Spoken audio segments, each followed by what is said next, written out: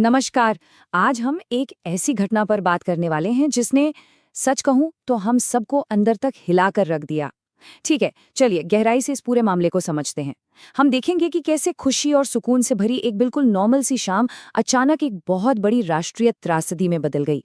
कहानी शुरू होती है 30 अप्रैल 2026 से। जगह थी जबलपुर का बरगी डैम। शाम के करीब 5 बज रहे थे और इमेजिन कीजिए, सूरज बस ढल ही रहा था। नर्मदा नदी का पानी उस सुनहरी गोल्डन आवर वाली रोशनी में एकदम चमक रहा था।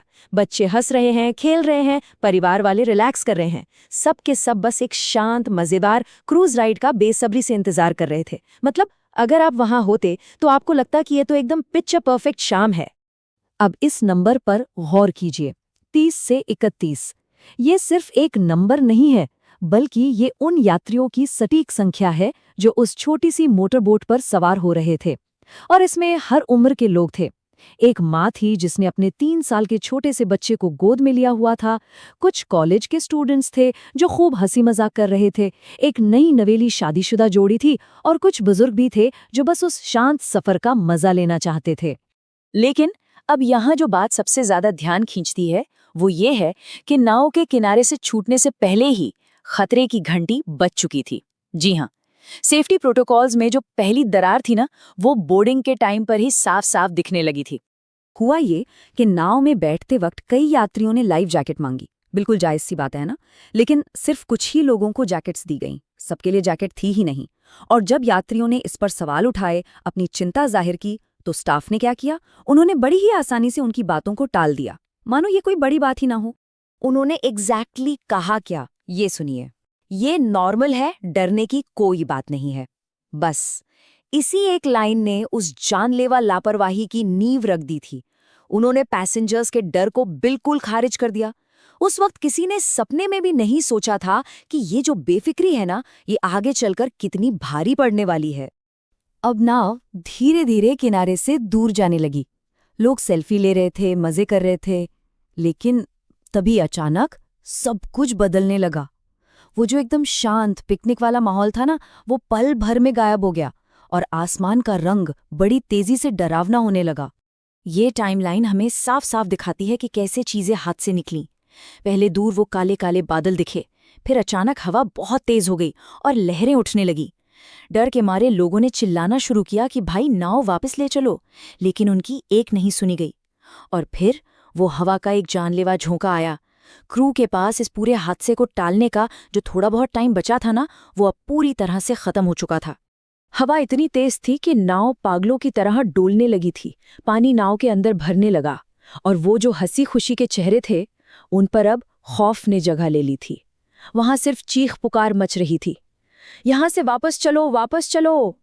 इमेजिन कीजिए उस वक्त का वो पैनिक, वो हताशा। लोग अपनी जान की भीख मांग रहे थे। लेकिन तब तक बहुत देर हो चुकी थी। तभी एक बहुत बड़ी, एक विशाल लहर आई और उसने नाव का जो भी बचा खुचा बैलेंस था वो पूरी तरह बिगाड़ दिया।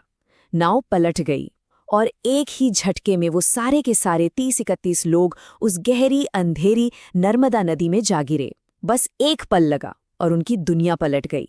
उस ठंडे पानी के अंदर का मंजर आप बस सोच कर देखिए। उस अफरा तफरी में जरा उस माँ के बारे में सोचिए जिसे तैरना तक नहीं आता था। पानी में गिरते ही उसने अपने उस 3 साल के छोटे से बच्चे को अपने सीने से और भी कसकर जकड़ लिया।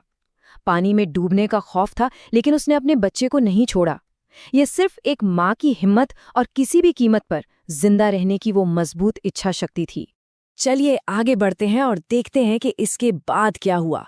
पानी में गिरते ही एक खौफनाक पैनिक फैल गया।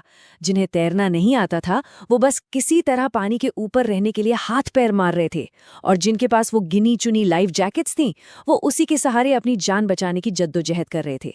वहीं दूसरी तरफ जो लोग किनारे पर थे, उन्होंने शोर सुना और बिना एक सेकंड बर्बाद किए फौरन पुलिस और रेस्क्यू टीमों को कॉल लगा दिया। कुछ ही देर में रेस्क्यू टीमें और पुलिस की नावें वहां पहुंच गईं और बचाव का काम शुरू हुआ। उन्होंने उस गहरे पानी से लोगों को निकालना शुरू किया। कई लोग तो पानी से लड़ते लड़ते इतने थक चुके थे कि बेहोश हो गए थे। और नदी से निकलकर जब ये लोग अस्पताल पहुंचे तो वहां का सीन और भी दिल तोड़ने वाला था। अस्पताल के बाहर परिवारों की भारी भीड़ जमा थी। हर कोई बस एम्बुलेंस के आने का इंतजार कर रहा था। जैसे ही कोई सायरन बजता, लोगों की सांसें अटक जाती थीं। लेकिन बेहद अफसोस की बात है कि कई परिवारों को उस रात ये दुखद सच्चाई माननी पड़ी कि उनके अपने अब कभी लौट कर नहीं आएंगे। तो यहाँ सबसे अहम पॉइंट ये है कि जब इस पूरे मामले की जांच हुई तो एक बात बिल्कुल शीशे की तरह साफ हो गई। ये कोई मामूली हादसा नहीं था, ये एक ऐसी त्रासदी थी जिसे आसानी से टाला जा सकता था। ये सीधे तौर पर कुछ इंसानी गलतियों का नतीजा था, ऐसी गलतियां जो नहीं होनी चाहिए थीं। अगर हम ऑफिशियल जांच के निष्कर्षों पर नजर डालें तो मुख्य रूप से 3 बड़ी लापरवाहियां सामने आती हैं। पहला, मौसम खराब होने की जो चेतावनियां थीं उन्हें पूरी तरह इग्नोर कर दिया गया। दूसरा, जब मौसम बिगड़ना शुरू हुआ तो नाव को वापस मोड़ने का फैसला लेने में बहुत ज्यादा देर कर दी गई। और तीसरा, जो सबसे बड़ी गलती थी, यात्रियों को पर्याप्त लाइफ जैकेट्स ही नहीं दी गई और इन्हीं स्पेसिफिक फैसलों की कीमत लोगों को अपनी जान देकर चुकानी पड़ी। ये पूरी घटना हम सब के लिए, पूरे समाज के लिए एक बहुत बड़ी चेतावनी है। देखिए, सेफ्टी रूल्स और प्रोटोकॉल्स को हम कभी भी हल्के में नहीं ले सकते। एक छोटी सी चूक, एक छोटी सी बेफिक्री पल भर में आपसे आपका सब कुछ छीन सकती है। ये जो नियम होते हैं ना, ये सिर्फ कागजों पर लिखने के लिए नहीं होते, ये सच में जिंदगियां बचाने के लिए होते हैं। आज के इस एक्सप्लेनर को हम एक भारी सवाल के साथ खत्म करेंगे। एक ऐसा सवाल जो शायद हम सबको सोचने पर मजबूर कर दे कि अगर उस शाम थोड़ी सी सावधानी बरती जाती, अगर उस वक्त सही फैसले लिए जाते, तो क्या ये लोग आज जिंदा होते? ये इस बात की एक बहुत ही दर्दनाक याद है कि लापरवाही की कितनी भारी कीमत चुकानी पड़ सकती है, जिसे शायद ही कभी भुलाया जा सकेगा।